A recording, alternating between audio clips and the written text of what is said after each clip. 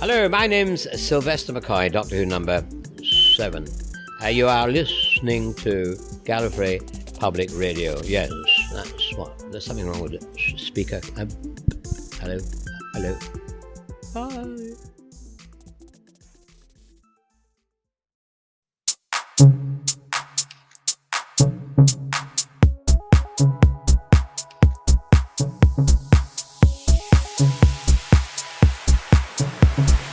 This is Gallifrey Public Radio, dedicated to positive enjoyment of Doctor Who. We travel through classic and new episodes, explore the extended universe, and play a few games from time to time. We do discuss news, content that has been officially released, and the occasional interesting rumor, but we'll warn you before anything considered spoilers comes up. Welcome to episode 516 of Gallifrey Public Radio. I'm Jay. I'm Julie. And I'm Kier. This week, we're looking to the May start of Series 1 of New Who, and wondering about the rising number of stories that are already involving elements of fantasy and superstition. So joining us for the chat is a friend whom you've heard a few times on GPR, and who we believe can speak to these themes with some authority. It's Drew Meyer from the Who and Company podcast. Welcome back, Drew. I have a rich fantasy life. I try to live just outside the bounds of reality at every opportunity. Yes. Hi. Well, hello. Welcome. We're excited to have you here. Thank you. It's been a while. It has. It's been a minute. Or two. Well, we figured the timeliness for this conversation was absolutely key because of the series trailer that had just dropped a few days prior to our recording, and happens to really flat out call out exactly what we were hoping to discuss. So, serendipitous. Yes, things seem to be just getting more and more magical, they say. So, which, they could be describing what's happening in the show, but also it kind of feels like a description of the fandom. That is true. And our response to the show itself. Yeah, I want to see where those things overlap with intent shortly. But Jay, can you sort of walk us through where because you sort of saw this train coming back during the specials. Yeah, I mean, if you remember back in Wild Blue Yonder, the Doctor making the whole salt line thing, saying specifically you can't cross salt. It's, in our universe it said the vampires, demons, ghosts cannot cross a line of salt until they've counted every single grain. You've got no choice. And the Not things kind of arguing with them, being like, that's just superstition. And but then later on you had the Doctor being like, yeah, no, I really shouldn't have done that. The lines are thin there, the veil's thin at the edge, and who knows what kind of thing I kicked off there. And ever since then, we've had these, the toy maker showing up. We had goblins who feed on coincidence and things like that. And then leading into the season 1 trailer where you specifically have Kate Stewart saying that things seem to be turning more and more supernatural. So it's not hard to kind of trace that line. I had wondered about this prior to Kate's delivered line. Thank you very much, Gemma Redgrave, for giving us that fantastic segue into what we wanted to discuss. But yeah, it just, from the moment, I think it was in The Giggle that you sort of saw the toy maker referencing exactly how he found his way into this reality. And it was connected to that stumble or that potential misstep that the Doctor made with the salt at the edge of the universe. So I don't really know whether this is a long time coming or whether this has been danced. We've sort of, not to pun the line of salt, but we've sort of towed the line of the fantastical and the supernatural before, but we've always sort of, well, at least in most memories I can think of, we've justified it using either hard science or pseudoscience or completely wonky science, but we found a way to be able to work it into a sci-fi program before. Oh, you meaning that vampires are actually alien fish people? Mm-hmm. Or that ghosts... Exactly. Or that ghosts are alien gas people. Yeah, or it's in some instances, Or just light shows. yeah, or they could be just ghosts that are or that are astronauts stuck moving backwards through time. Yes, taking the long way around. Yeah, absolutely. Yeah, Doctor Who minus, say, psychic phenomenon has always had a I wouldn't say reasonable, necessarily rational explanation for all of that, which has worked really well to when folks are describing it as a science fiction show, which is never how I have described it. For me, it's always been a science fantasy show, and it has these kind of bursts and peaks where, for instance, your sonic screwdriver may as well just be a magic wand. Well, the Doctor has been described as Merlin on more than one occasion. I think, what is it, River says, I always not curious about, but hesitant around wizards because it always turns out to be him. Something along those lines, right? I have always found it kind of entertaining. The idea of taking the town that's always been terrified of the monster in the woods that turned out to be something completely explicable. It just happened to be an alien species. I mean, it's no big. We have them all the time, right? Right. So, but this doesn't always have the same ready at hand explanation. Or just to say, well, they're goblins, they're time riders. They happen to, they fuel themselves on coincidence and they're drawn to you and your bad luck. And they just keep putting those terms out there and not really pursuing it any further to try and find out, well, exactly how does that wash? How did they get worked into our fantasy stories for centuries, that we've always had these ideas of these little goblins. Now you're telling me they're real. Oh, but you're not going to take it any further. There's this giant one that we just stabbed with a church spire, and we're still not going to talk about what these things are.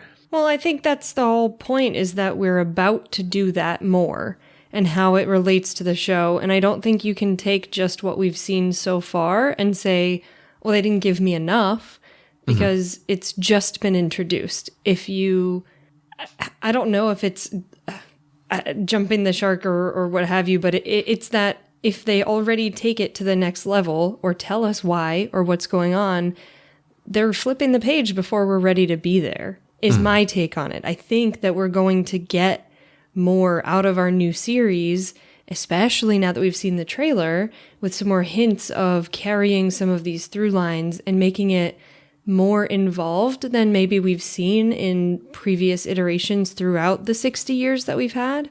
And I'm really excited to see how this can bridge a little bit of some of those other fantasy tropes that we all love and hold dear. I think we always look for what's the science behind it, but maybe it's okay that we're not going to get that. Well, and that's the thing, like there's always been that pointed effort to, every time we have a ghost story, being like, what kind of technobabble can we throw at it so that it's not actually ghosts, with notably few exceptions where it's just kind of like a question mark. But it seems like there's always been that very concerted effort to make sure there is some kind of explanation.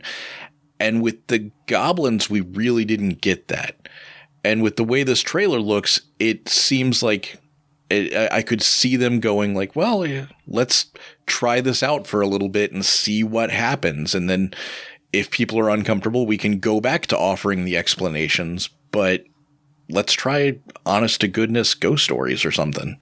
Yeah, there's nothing wrong with that. I think it'll be a very pleasant change of pace.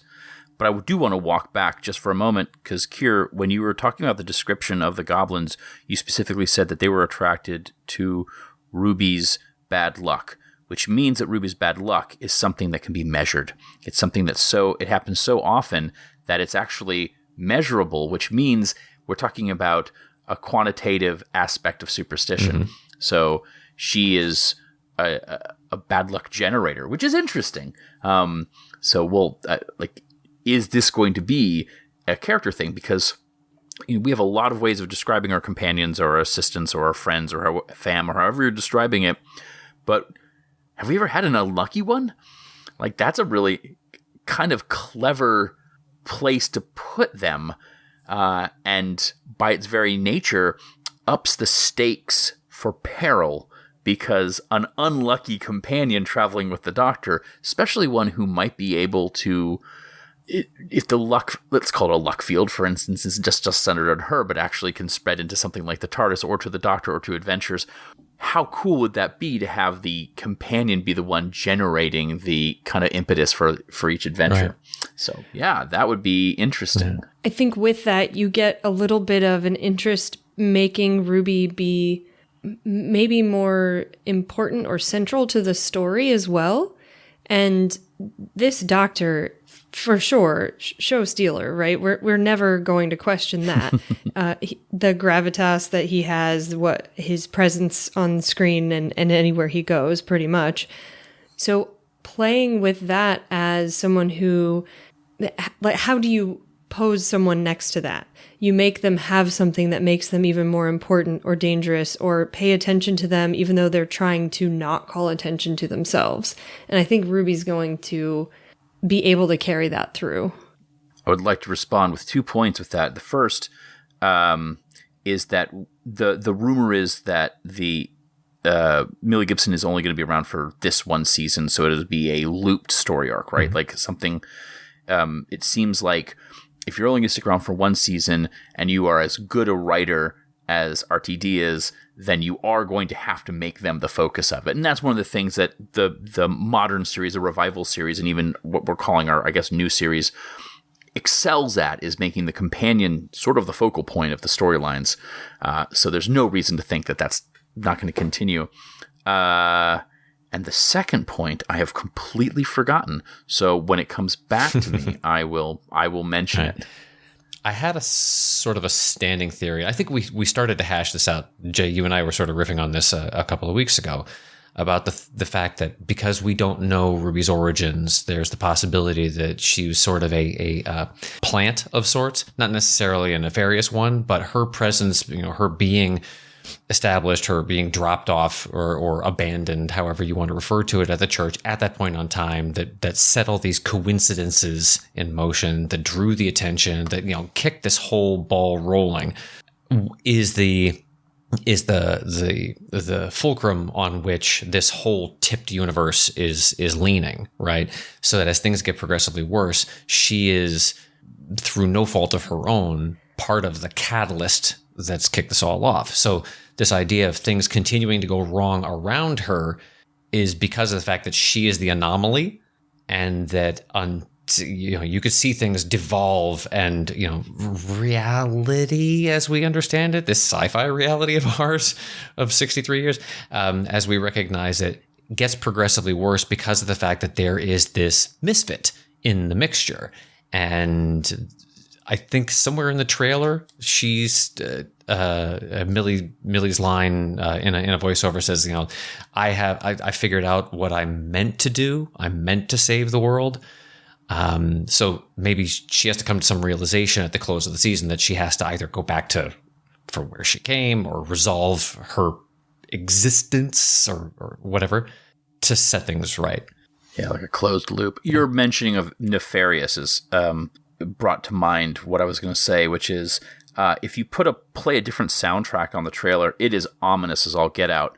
The Doctor comes across as very charismatic, but also completely predatory. Everything that he says, it feels incredibly ominous. But we know better. It also seems like there were a few scenes where he's looking for her or is missing her. So where has she gone? I'm wondering if there's going to be a thread of that. Just having her pop out of existence and then have to go find her, come bring her back, just like with the goblins, which again gives you a juxtaposition with the Doctor having to go find and search and again focus on somebody else and make it less about the Doctor and more about solving those mysteries, which it's been a minute since we've seen that focus. Which does teeter precariously close to an Impossible Girl thing with Clara, where we have a character like Missy who sets in motion Clara falling into the Doctor's path so that she can do something later on, which, doesn't turn out to be the focus, but there's an entire season where Clara is the mystery to be solved, and that works for some people and it does not work for others. So, but I mean, again, we are talking about very skilled writers for a show that is doing a lot of things, one of which is basically recreating the show from almost whole cloth for new viewers, particularly, and I hate to focus them on the Disney Plus folks, but the Disney Plus viewers, which is when they're probably going to kick into gear. I mean, like, there's a huge task in front of RTD and company with this. Well, and you think about, you mentioned the Impossible Girl, and you think about also Turn Left, which was, it was just one episode, but it was all about what kind of impact a single person can have on the world. And both, the Impossible Girl and Turn Left kind of focused on what kind of good can they bring to the world. Wouldn't it be kind of interesting if you had that same kind of twist on it, where it's like, what kind of chaos is being wrought because this person is in the world? And I can see, because RTD has already proven he can do that with Turn Left. So what's to stop him from kind of twisting it and saying, like, if you have the Doctor doing these things that's bringing in supernatural elements, what could somebody with this kind of the vortex around them be? What kind of stuff could they bring? Ooh, especially what if she's the element that got introduced the biggest? So it still goes back to being something the Doctor caused to happen. Right. And then because of the fact that he is as much of a caretaker and hard on the sleeve as this iteration appears to be, and is swearing to protect her, comes to the realization that she is, through no fault of her own, but her very presence there is the problem, and can't find the solution to say, how do I protect her and yet protect the rest of reality from what she is causing to happen? And you get stuck in that challenge. So that's a new take, and definitely one that if you can tackle all of that in 8 episodes, more power to you, Russell. I mean, in many ways they have in a single episode, again with the Impossible Girl after Clara passes away, right? So that's what the hybrid is the idea that the two of them should not exist, and potentially the Doctor is willing to go through 1 billion years of solitude and, potentially tear down the walls of the universe in order to protect his friend. So yeah, it is a thing that potentially could still be. And I really like that idea, because hard choices, it would be really interesting to see how this Doctor handles the hard choices, because some Doctors are really good and pragmatic about it, and some are emotional and sentimental about it, and I just think Shudi's going to be just wildly creative about it, so that's what I'm looking forward to seeing. So what do we think the reception from the fandom would be if they were to lean more into the fantasy elements and not give it that button at the end to kind of tie it into science fiction? We've already seen the kind of backlash they got just for launching at a certain time. Do we think that the fandom is going to be able to accept more fantasy elements? You are talking about one of the biggest Buffy fan girls in RTD. So it not only did it change how television was written, but I think it's the model in which Doctor Who, all the way back in 2005, came about. So do I think the fans will have a fit? Yes, because it's a show about change, and it's the one thing fans hate about a show about change is when the show changes. Mm-hmm. But as much as we complain about our favorite program, we're always going to come back to it. I don't know any fan I don't know anyone long-term fan who's ever said, I'm just not going to watch the show anymore. Oh, I mean, sorry, who has actually not watched the show after they've said that. Yeah. But the important thing is, how are they going to spin the show to bring in new folks? And honestly, scientific psychobabble is alienating. And, references to the history is alienating. But you know what's hot right now? Fantasy. Super fantasy and supernatural stuff. Yeah. Like, I mean, you eventually, given a long enough period of time, you'll come up with an answer for it. So they could probably go 2 or 3 seasons before. I mean, it's like the Moffat approach, right? Like, they may not explain it in an episode, but if you watch it in its entirety, eventually it'll backtrack on itself. So even if folks enjoy it or don't enjoy it, it'll probably come back around and kind of reset itself. Right. From the looks of the trailer, I feel like we also got some of that historical travel that's going to continue to tie in with what has been part of Doctor Who. I mean, I'm pretty excited to see some dinosaurs, which I was like, that's a thing we're going to see? Because that's cool. I love that.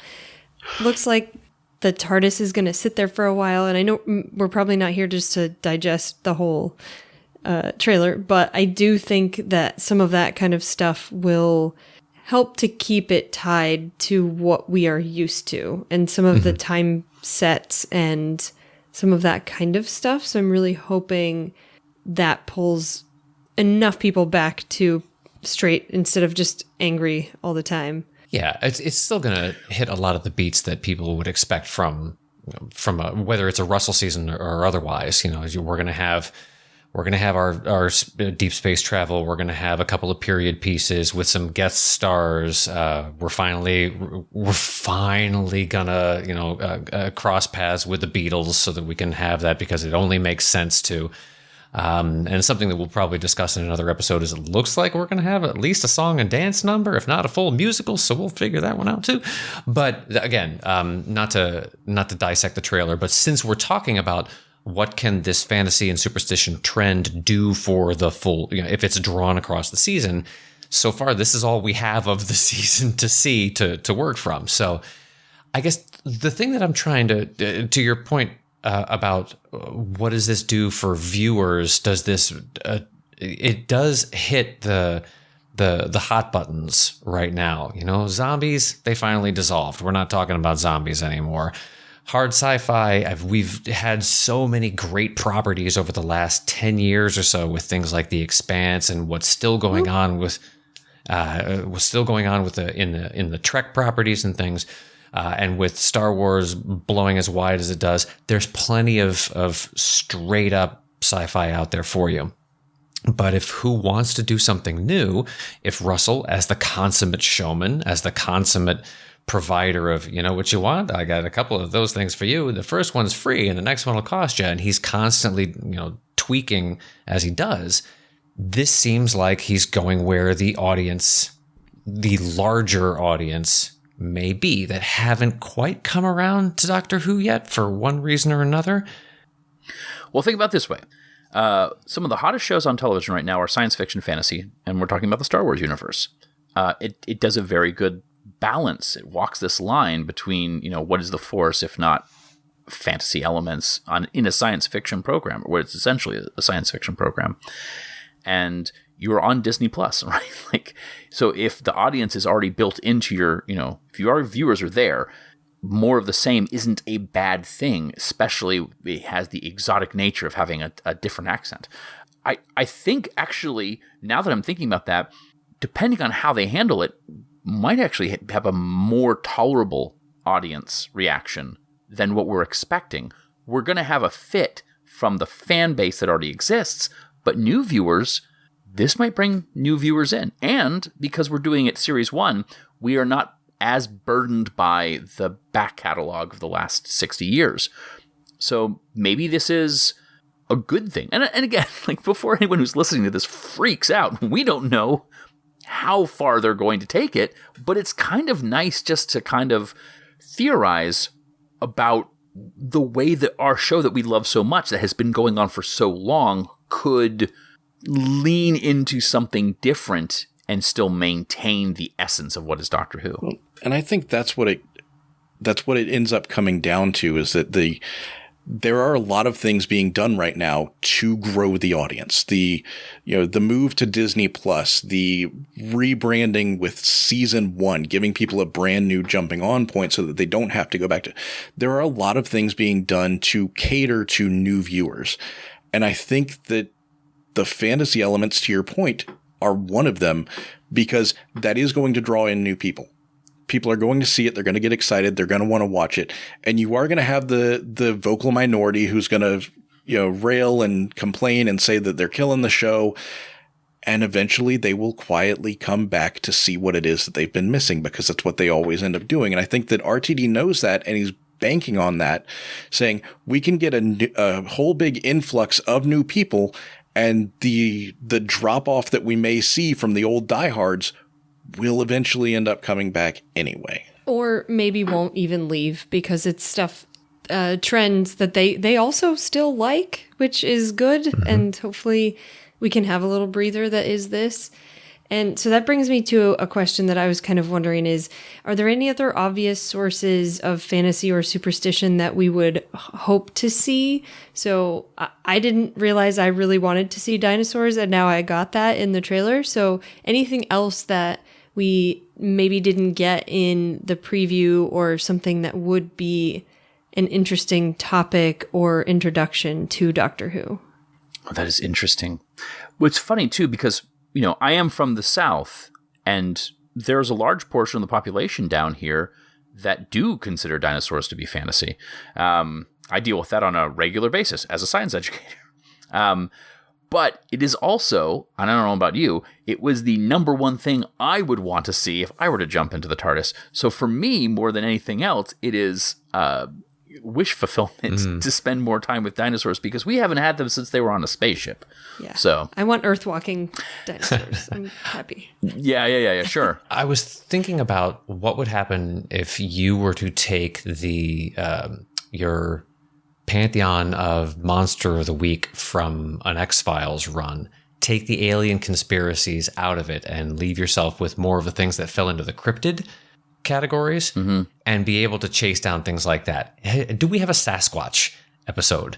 Do we have, the Jersey Devil? Do we have the things that would suddenly become a matter of, okay, well, if we're saying that everything that we thought was hokum and now has grounds for being reality, because reality as we know it is slightly warped at the moment for reasons yet unknown, then you can explore these things and put them within the Whovian scope so that we can enjoy it with the characters we know and love. And there's Kate Stewart and Unit with Mel, and now Donna running around trying to gather data on the fact that there are these spottings. That Loch Ness has finally been figured out, and they need to realize that that's actually one of the last remaining dinosaurs. And you get to play with all of that stuff.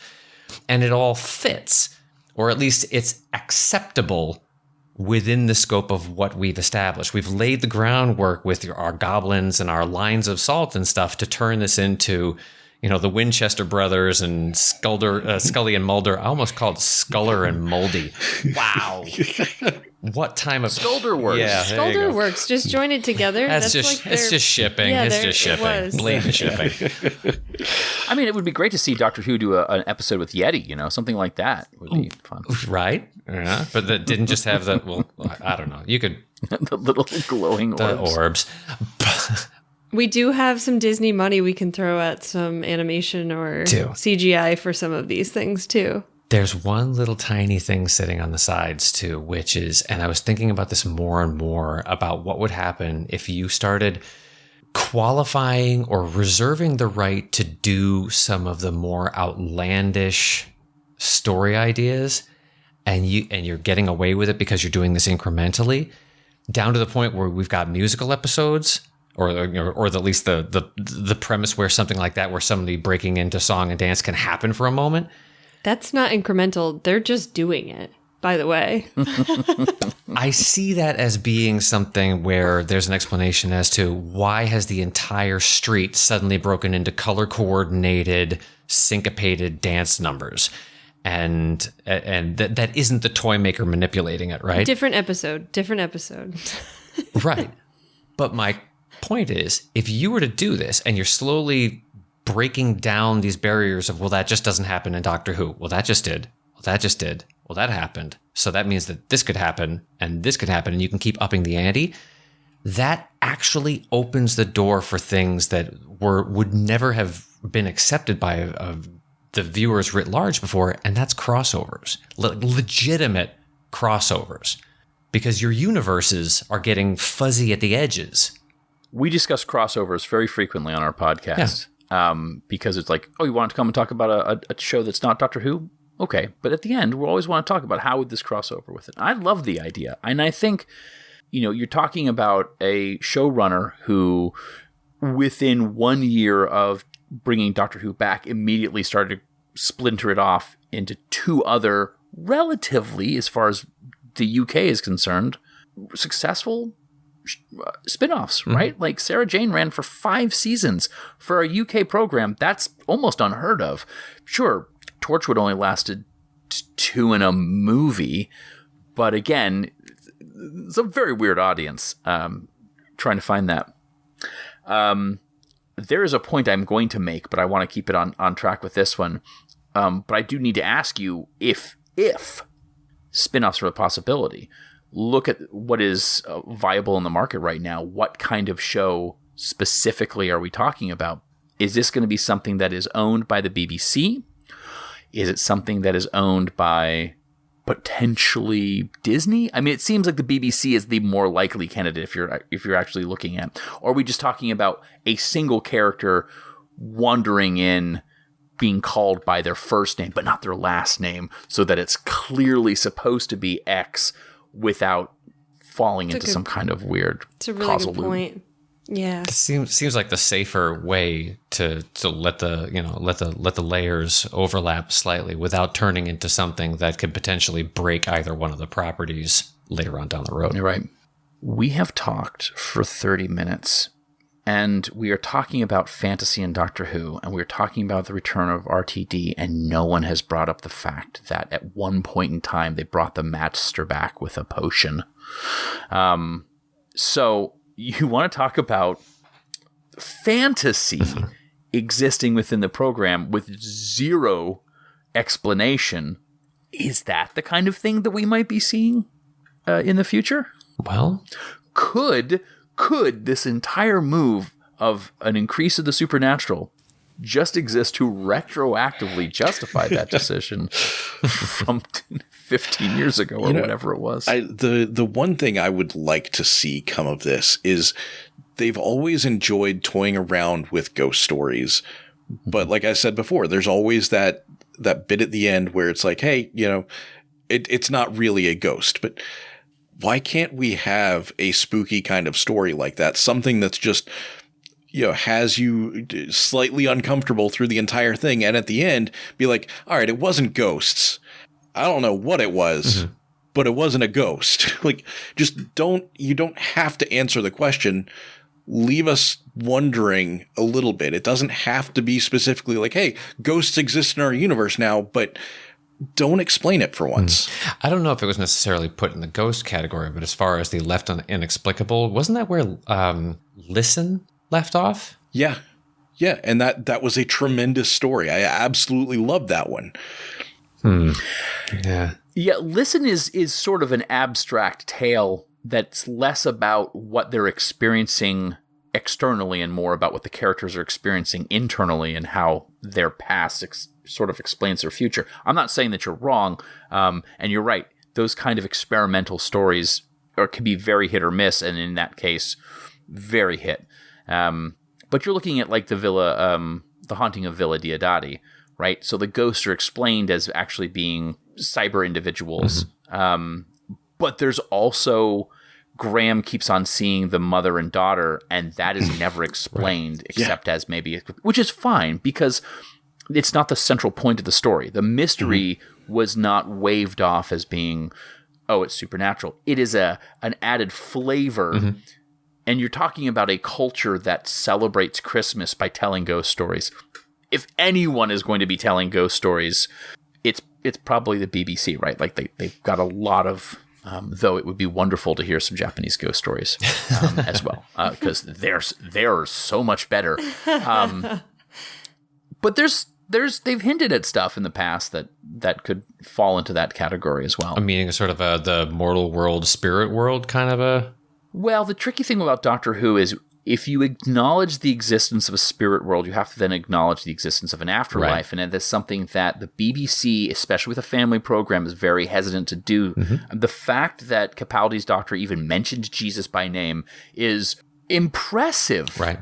But, I hate to say it, but there's a lot of money to be had. And if Disney's putting some of that money in there, you're not likely to kind of tackle that level of confirmation one way or Right. the other. You can call it a ghost, but then you have to kind of throw something. You have to, pun intended, you have to throw some shade at it, just in case. Right. Yeah. Because I was concerned about the fact that when you get into the giggle, and they're having the sit down at the table, and when the toy maker really starts to lay into it and starts saying, you know, they taking their god and turning him into Jack in the Box and things of that sort. We were getting closer and closer to and using the expression "oh my god" was happening more and more within the last couple of specials and with Church on Ruby Road, that I was realizing, I'm like, are they trying to open the door to some sort of inclusion of theology into the mix? Because they have steered very, very clear of that for its entirety. So that seems like a very dangerous. With the exception of the classic era, where they discuss the Holy Trinity, which is of course the gods of Ragnarok, right? So like they're right there, the three of them front and center.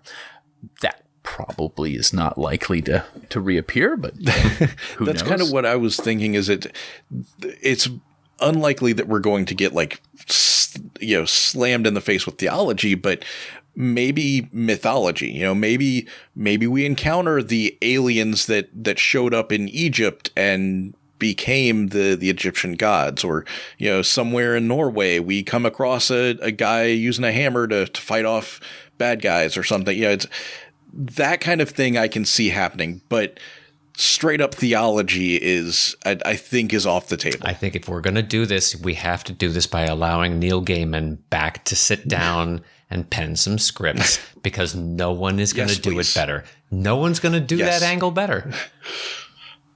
Sign me up. He's already proven it. I'll be there. Well, I mean, the tricky thing is, if you start looking at legend, lore, and mythology as Doctor Who's interferences with creation, that has been done. And that is a thing that kind of exists throughout. I mean, it's one of those things, like I said earlier, every time they talk about a friendly wizard, it turns out to be the Doctor. It's kind of the bread and butter, especially when we start looking at the modern take on the character. But I would love to see more of it, because it's something I really appreciate. The idea that the Doctor's kind of been on our planet since the beginning, even though chronologically it's could be the Doctor's future that we're looking at, which is our past, which is fun. We get a wibbly wobbly kind of show like that. But yeah, if you're looking at supernatural stuff, I love the idea of maybe revisiting vampires, because that is something that the show has done at least 3 times. And I would like to see another take on it that felt a little bit more actually vampire-y. And I know the Twilight Saga has kind of lost steam, and vampires are going back. Maybe you look at the trends in horror movies, vampires are coming back as kind of scary and feral things again. Yeah, but making them more real in terms of they're just humans, like what we do in the shadows, is not a wrong way to do it. I feel like with Doctor Who, it's always been the semi-alien, not humanoid versions of this. They can't walk in the daylight. They can't be part of us. They're clearly scaly or have these massive teeth things that don't make them integrate. So what if that were part of it and it became a thing that you had to figure that out in some way? That could be fun. It occurs to me now that as I'm saying this, the Time Lords had a huge war against vampires in the classic series. Like, it was something that like almost destroyed both races. So they're not going to they probably aren't going to reference that, but maybe that's not the thing. We've done werewolves. I kind of like the werewolf thing. We've done mummies. Is there something ghosts? Have we done? We've done gill people. We've done invisible, right? Invisible peoples. There's definitely Jekyll and Hyde. Yeah. I'm trying to think of. I know it's very limited and very Eurocentric to just go for the kind of universal monster appeal. What has the Scooby Gang gone up against that we haven't yet seen? Right. No. All right. I'll ask the question that nobody else is willing to do. When are we going to see the Doctor take on a beholder? I want to see this happen. Only if the Doctor can team up with Jack Burton to do so. I always thought the Drashigs were some sort of a really lame dragon of sorts. I'd be okay with dragons, unicorns. Unicorns. Give me some serpents. Unicorns would be really pretty cool. neat. I think unicorns would be a really interesting take. Yeah. Especially if they were like intelligent horses that we could either talk in one way or another. I have an outline for a novel. The one Doctor Who idea I ever had for a novel is based off of Doctor Who and Dungeons and Dragons, and it's called The Doctor and the Space Dungeon. That has. Should I describe Do you want to though? I mean, it could be stolen property. No, I'll tell you guys about it later. But the fact that there is a master involved in this dungeon plays a major part in it. But The master who's regenerated into a unicorn? Because that'd be real cool. it would be great if the master. I'm stuck as a horse. Whoops. There's Loki great. in the corner. Been there, done that. Oh. Right. This is a bad horse. How many legs you got? 8. Looking at Norse mythology for Sleipnir. So there's no real risk here. If this continues, if this picks up speed and starts adding layers of the fantastical and of the surreal and supernatural as we go on in the episodes immediately to follow here, I don't think we're at any sort of a risk of whether or not we resolve it at the close of the season. I don't think we're doing a disservice to this as a science fiction program, right? Mm. No. Again, I still refer to it as a science fantasy program, but I don't think so. And I think as long as there's some anchor where it feels like the show still could exist in reality, you still need to be able to watch the show and still feel like you as a audience member could potentially participate in those adventures if the Doctor were suddenly to show up on your doorstep. I think it's still fine. It's when you conflate high fantasy and high science together in a way that doesn't work, that's when you have a problem. So if the sonic screwdriver works one way for many, many, many seasons, and then all of a sudden it does something completely different, not something new, we got to see the cool force fields, and I still felt like that worked out well. But like if the Doctor does something that so gets out of a situation in such a way that it just feels like it's just magic, that could be an issue. Because it feels if it ever starts working on wood, I'm out. Or if it ever just comes across as lazy writing, right? Like we couldn't figure out a way to get out of the story, therefore magic couldn't do it. I know the Doctor thinks their way out of situations, but if they spell their way out, that could spell kind of danger as a viewer. Right. So that's like if I'm coming across correctly on that, it just is when it goes too far in a direction that doesn't make sense for the story. That's all. As long as the story is good, I don't care. Yeah, I don't mind it being outlandish, but if it's sort of like, you've taken the Connecticut Yankee in King Arthur's court and just moved it forward 1,000 years, and so now I've got somebody who is that much further beyond us.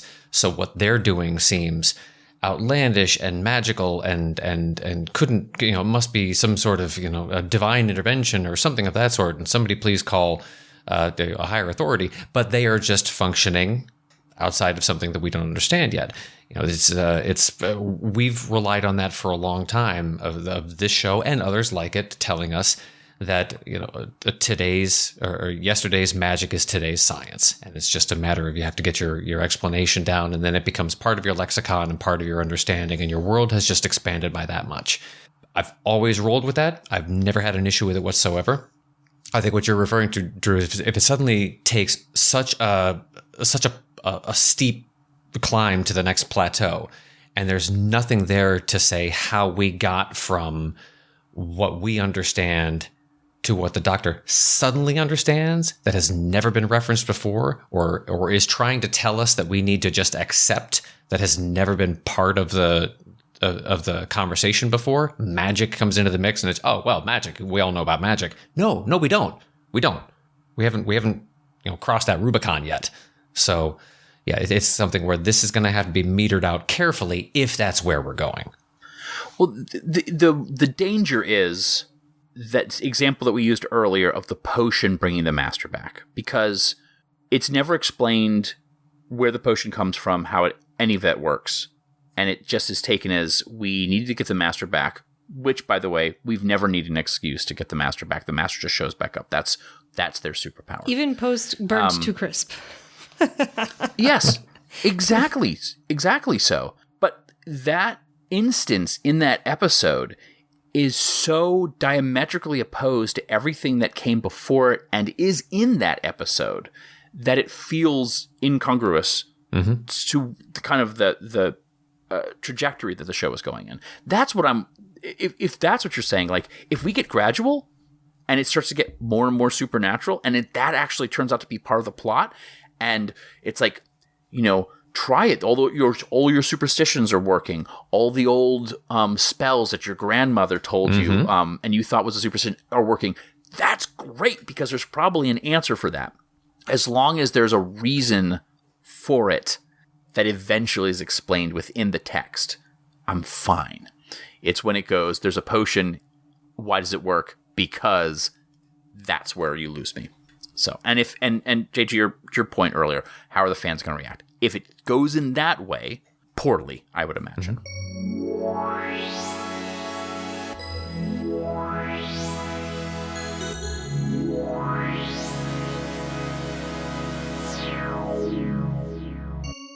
Well, we started this conversation with it's a superstition. It can be true. It can be two things at once. And we kind of wrapped it back up into the monsters are just creatures or friends we haven't met yet, right? So all that throughout, I am really hoping that we see some good fantasy superstition and really look forward to what we're going to get in our new series.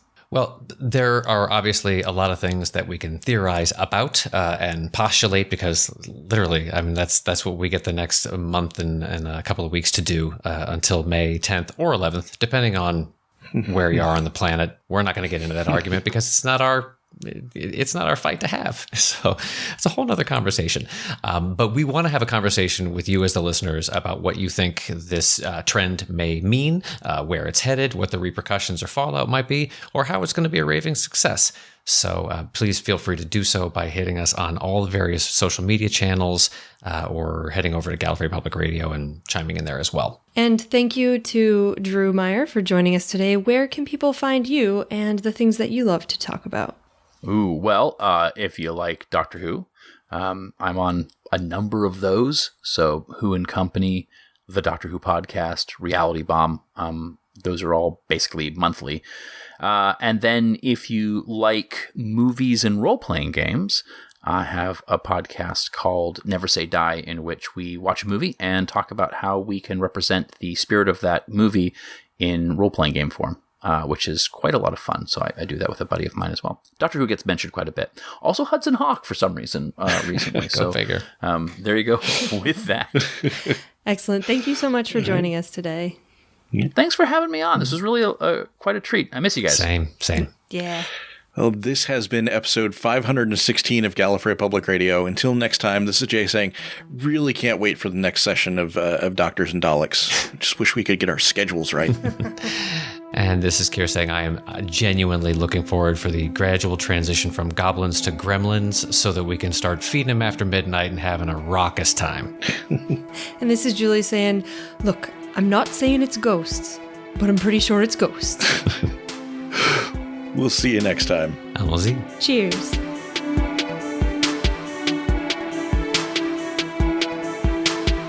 Thanks for listening to Gallifrey Public Radio. As a fan-run podcast, your thoughts and opinions are part of the conversation. Leave us a comment or review on your preferred podcast app, find us on social media to message us, or visit GallifreyPublicRadio.com for email and voicemail contacts. We'll see you out there in time and space.